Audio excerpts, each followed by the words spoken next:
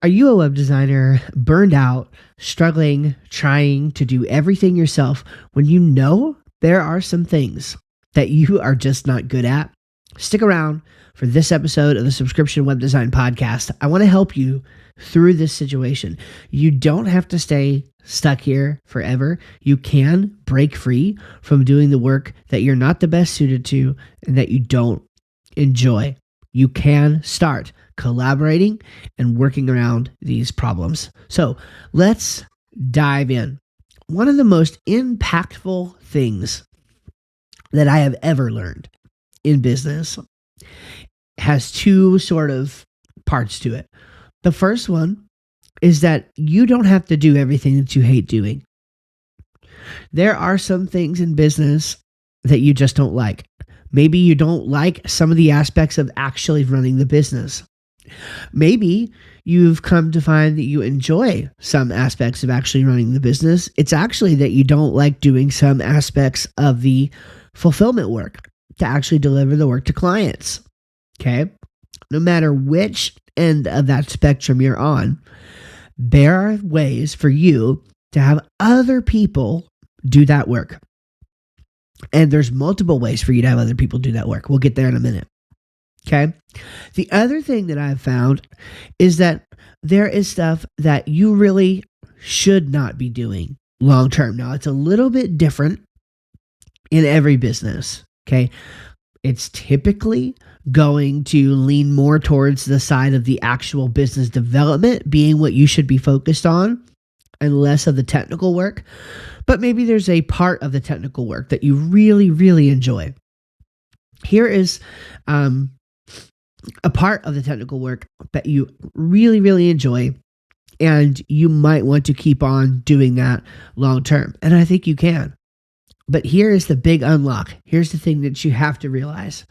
For your business to grow to a place where you have the kind of freedom that most entrepreneurs want to have, you will gain more by doing less. As you go on, and this is a lesson, by the way, that I'm still learning, but every day I learn this lesson more and more. And it sounds so funny, but the less I do, the more effective my team is, the better our results are, and the more my business grows. So every day, I'm looking for little opportunities to find ways for me to do less. Because when I'm doing less, the business is accomplishing more. Again, what I'm talking about is an objective reality that many business owners have noticed. So you're probably spinning your wheels right now thinking, I'm doing everything I can. I can't even afford to hire somebody. Maybe you're in that boat. And you're thinking, I'm getting 12 things checked off the to-do list every day, but I don't feel like I'm making any progress. And that's why. That's why. Because you doing 12 things a day means you are constantly stuck in the current, what you're currently working on. Okay? And if we could just use a seafaring analogy, you're literally swept up in the current, okay, in the waves. What you need to be doing is sitting atop the lookout tower with a telescope, looking for new land, new possibilities, new places to go, new ways for the business to grow. Most of you aren't growing your business because you're doing too much and you're too far down in the weeds. So, there's a few things that you need to do to move out of this situation. Okay, now the gist of this episode is to capitalize on your strengths and to hire around your weaknesses. I say this because it's the quickest and most sensible path to hire, right? When you can identify what you're great at, and then you can identify what you're not great at, filling in the gaps of your weaknesses or covering your liabilities is a great first step towards starting to free you up to do more of what you're good at or to hone your skills in areas where you need to be improving, like your marketing and sales efforts. Okay? So you want to capitalize on your strengths and you want to hire around your weaknesses. Here are a few ways to do that. Okay? First of all, you need to take your tasks and organize them into different zones. Now, you can sort of pick your productivity guru here. For me, on this point, I like to follow Michael Hyatt. Michael Hyatt has a very helpful matrix for this. And basically, you've got, I think he calls it the freedom compass, but you've got 4 zones on the compass. You've got the desire zone, the disinterest zone, the distraction zone, and the drudgery zone. All right. So you can actually take all of the tasks that you do on a daily, weekly, monthly basis and put them somewhere on this graph. Okay. And here's what it is. A desire zone item is something that you're really good at and you really love. Okay. You're really good at, you really love it. A disinterest zone is going to be a task that you are good at, but you don't love it. Okay. People can look at you and say, yeah, he's really competent. He does that job really well, but he absolutely hates doing it. Okay. Third, a distraction zone task would be a task that you love to do, but you're not very good at it. You really like doing it, but it's just not up to snuff for where you need to be with it. Side note, there could be a 3B zone called the development zone. Usually these are going to fall into the realm of hobbies. Maybe you love golf, but you're bad at it. That doesn't mean you should stop playing golf. It means you should get better at golf. So you're in the development zone on that. You can do development zone tasks in your business, of course. But let's be honest, most of the time, those tasks that you find in your development zone are things that probably should be hired out for somebody else to do them. Okay. So you have desire, disinterest, and distraction. And then the last one is drudgery. Okay. A drudgery zone item is going to be something that you're bad at and you don't love doing it. Okay. So you hate doing this task and you're no good at it anyway. And so that's the perfect kind of task to delegate first. Now, my preference would be for you to be spending 90+% of your time in your desire zone, doing tasks that you love and that you're good at. Okay. Some things you will have to do for a while. So there are going to be many times where you do have a number of tasks still in your disinterest zone while you don't have those gone yet. But you need to definitely get rid of anything in your drudgery zone ASAP and then move to your distraction zone next and get rid of those things, get them off of the table because you don't want to be working on those. The goal for your business is to spend as much time in your desire zone as possible. Okay, that is both fiscally responsible, right? For you to be passionate about what you're doing and produce the best results just makes sense for your business, right? You are very naturally going to make more money if you're spending most of the time doing something that you love to do and that you're good at, right? That's your desire zone, okay? So it only makes sense from that standpoint, but also it's just a happier way to run your business. So what this comes down to really is that you have to decide who you want to be. Okay, so to make all this happen, there is a process that I want to take you through that will, I think, speak your language and help you out as a web designer, that will sort of mirror, in a sense, the actual removal of these things from your life and in accordance with these zones. So yes, I do encourage you to go ahead and do what I suggested, putting the tasks into these different zones: desire, disinterest, distraction, and drudgery. But I think there's some things that will help you also here. Okay. So number one is to decide who you want to be. Decide who you want to be. What is the business you want to run? Who do you want to be as the owner of that business? Do you want to be sitting in front of a computer working in Photoshop or on WordPress in the next 3 to 5 years? Now, if the answer to that question is yes, then fine. Okay. If the answer to that question is, well, I will have to, that's not fine. That's not what I'm asking, okay? This is not about what you need or what you think you're going to need. I'm very intentionally using the word want. What do you want to be doing in your business in the next 3 to 5 years? Start there. That's going to make the rest of this whole process a lot easier, okay?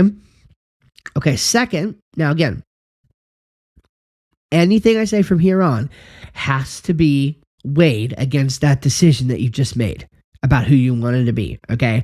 Just my understanding of how, number one, most web designers think. And then number two, a path that is sustainable for most web designers to make, which I think they should. Here's what I think you should do next. Number two is to start by filling in technical gaps. All right? Start by filling in technical gaps. Why is that? Well, you don't want to fill in business development gaps yet.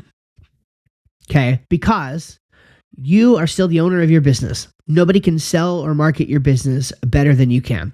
Even if that's the thing you hate the most, it is one of those things as the business owner, it's the skill that you must develop, okay? Continually, your business is going to need you to be there for the business development aspect of it. So this is the thing you outsource last, okay? At the same time, some people recommend going ahead and starting by filling in administrative gaps. I don't recommend that, okay? The reason why I don't recommend that is because it can be really hard in your brain for you to justify the time commitment of filling in administrative gaps, like, getting a personal assistant or somebody to manage your calendar or check your emails or things like that. Even though it's a good thing to do, there's two problems with it. First, it's going to mess with your head because you already don't have time to do the work that you're doing. Let alone, you're going to think that you need all this additional time to now train an assistant to do things like you want them to. And by the way, it does take time, and it takes time for things to get it, things done how you want them to. Okay. It's not easy to have somebody come in and do administrative assistant type of work for you, especially when you're already bogged down for time. If they're not, a highly paid professional, a lot of times you're going to be working with people who need a lot of training, and even highly paid professionals still need time to get used to you and how you work and understand and everything else. Okay. The second problem with this is that it's really hard for you to map administrative time to revenue. So it will be very hard in your mind for you to continually justify paying this person who is a cost center. Now, they're not truly a cost center, but you're going to feel like they're a cost center. I promise. And as long as you harbor feelings toward that person that they're a cost center, you will not use them to the ability that you should, to the effectiveness that you should, and you'll probably end up letting them go because you don't have the time to commit to them, and they're costing you money anyway, quote unquote, right? So not good. So I recommend that you start by filling in the technical gaps, all right? You start by filling in the technical gaps in what you can do, because you might hate this work. Let's say you love design, you hate development, all right? Here's the thing, development still has to happen on the project though, right? So since that's the case, whoever comes in, they are directly contributing to your company making money. Much easier to justify. Number two, you're not the expert at development anyway, or you hate doing it or whatever it is. So likely you're not going to have all these guidelines and rules about what the developer should do. They're going to come in and bring their own experience and skill with them. Okay? So now what you're talking about is leveraging a person who has skill and experience in doing the thing that you either don't like or aren't good at. And that's a really, really great place to start. So you start by filling in those technical gaps. Now, after you filled in technical gaps, maybe you are now doing the one thing that you want to remain doing as a technician, right? Maybe you want to keep the design, you want to keep the development, you want to keep the copywriting. Maybe that's nothing. Maybe you don't want to keep any of that stuff, and that'd be fine by me. Maybe you're to the point where you've basically outsourced all of the technical work. I mean, there's a couple things that I still have to do in my business, but this is basically where I'm at. Pretty much all of the technical work is outsourced to people who are better at it than me. Okay? Including the project management, which is a little bit technical and administrative. Okay? So let's just say, for the sake of argument, that that's administrative. All right? Now, after you've outsourced all the technical work, as much of it that you want to, then you move into administrative. Okay. Now you should have some time freed up to start working with administrative people like assistants and project managers who can learn from you to deliver the projects, if in the case of a project manager, how you like, and to manage the team how you like, or in the case of an assistant, to manage the details of your life and of your business how you like. Okay. So you should have the time freed up to do that. And in your mind, you should be making more money as well, because you should also have time freed up to do business development. And so you should be able to justify that cost a lot more. What you're going to find now is that there might be a period of time where you still have your head in administrative stuff too often that you shouldn't have your head in, since you're not the one doing the technical work anymore. And I still have a little bit of this, by the way, that we're working on overcoming in our business. The reality is that I'm still coming in and answering some technical questions that I'm no longer the best technical person to answer. Okay. So we've got people on our team who are way more suited for that than me. It's just not currently part of our process for those people to get the escalation right away, when that's exactly what should be happening, right? So that's what we're working on now, and working that into a regular part of our process. So we fill in the administrative gaps after we've got all the technical gaps filled in. Okay, now we can start moving to business development gaps. Okay, you can start making bigger deals. You can start looking at maybe getting some grants, or maybe bringing in some salespeople, commission only, and some different things that you can do to fill in the gaps in a business development sense. Maybe there's a childhood friend that you've been friends with forever. They're in a different, state or something like that. And it's like, well, we could maybe work together. You could sell my web design services in your area, and then we fulfill on the work, etc. So like, there's a lot of opportunity that you could go into there. Expanding sales, maybe even trying to get some white label relationships going with people who want to sell your services but don't want to actually fulfill it on the back end. You could do that sort of thing. There's lots of different ways to fill in the business development gaps. And once you have all three of those filled in, then what you start to have is a company that manages itself. You have a company that can win new deals, that can manage the details to see those projects through, and who can actually deliver on the promises that your company makes. And then you have a company that manages itself, all by starting small, capitalizing on your strengths, and hiring around your weaknesses. So I hope this was helpful for you. At the very least, maybe you say, Steve, I'm just not there yet. Okay, fine. Hire earlier than you think you can, though. It's amazing the difference it will make in your business if you want to scale this. And I hope that this has at least given you some vision, some sort of a look into the possibilities of what could happen if you decide to take this route. So remember, first decide who you want to be, then start filling in technical gaps, then fill in administrative gaps, then finally fill in the business development gaps, and life will get a whole lot easier. Your business will grow a whole lot faster and better. You'll be doing great work for your clients, better than you could have ever possibly imagined, and business will start to be a lot more fun. All right, I hope you enjoyed that. We'll see you guys in the next episode of the podcast.